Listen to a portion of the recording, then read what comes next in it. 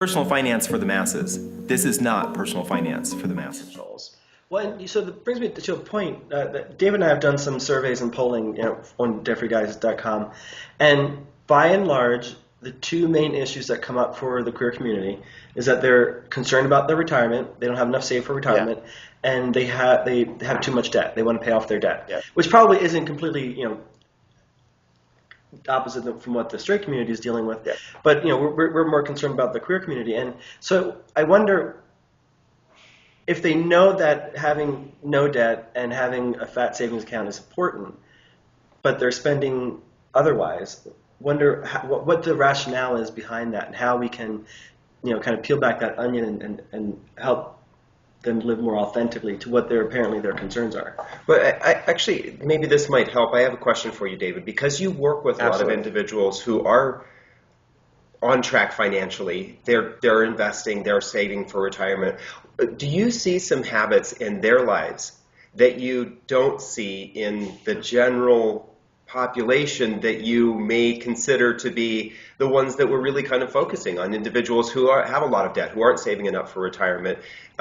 What kind of habits do you see that are different between the two? There are a million habits, but I'll try and give you a few. I talk a lot about this on my blog as well, financialplannerla.com, and I think they make the steps to actually do things to reach their financial goals. People are concerned about retirement, but half the people aren't even saving anything, let alone enough. You start early, you make things automatic. I think the more just, if you have that 401k and a little money goes out of your paycheck every paycheck and goes into the 401k, you don't even miss it. You're not going to go spend it, and you might realize that, oh my God, I'm spending every penny I make a little faster but the money's already been saved. Whereas I'll have a lot of people come sit down with me, they're new clients, and they'll be like, I'm saving $1,000 a month, and they have, I've been doing it for a year, and there's like $500 or $1,000 in their savings account. Well, it needs to stay in there. It's not the just putting it in. It's not just putting it in the savings account. It's the keeping it there. It's like, great job. But I think they do get out of some of the habits of the traps that you guys have talked about of just really trying to keep up with the Joneses. I think there's a really great book called The Millionaire Next Door that I really like. And it's just it's the person, the average millionaire isn't a Kardashian or a pro baseball player, pro basketball player. It's someone who just saves some money for a good amount of time, and it accumulates, and they do smart things with it. So some of the choices of, you can drive the luxury car, but maybe own it and drive it a little longer. You can buy the nice clothes, just be selective about it.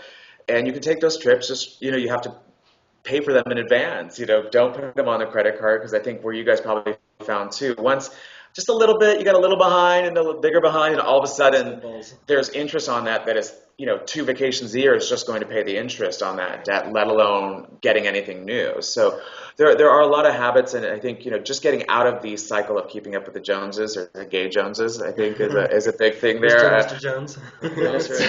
So you kind of touched on it. In some of the first iteration of Queer.Money, we had talked to some people about, I think in bigger urban areas like LA and Denver and New York City, we kind of think that the gay fight is over, the fight for equality is over. But as we've learned from Mississippi and North Carolina and some other states, the gays who are living in those communities, the queer people who are living in those communities, are still fighting. I mean, some of those communities, black people are still fighting for equality. So I think it's important for us to, when we take pride in our finances, the reason why I think that's so important is that we have to remember that the fight isn't over, and for the causes and the issues that we're concerned about, we could use our money for the greater good as opposed to going out and having a good time. We can make ourselves financially secure and start using our money to help finish the fight.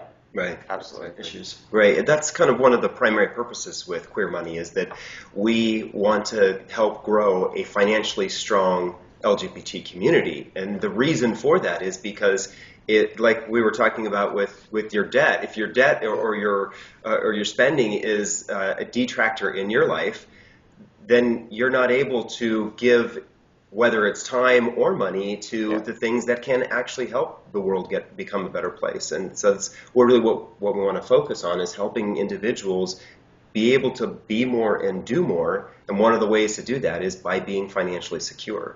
Doesn't it?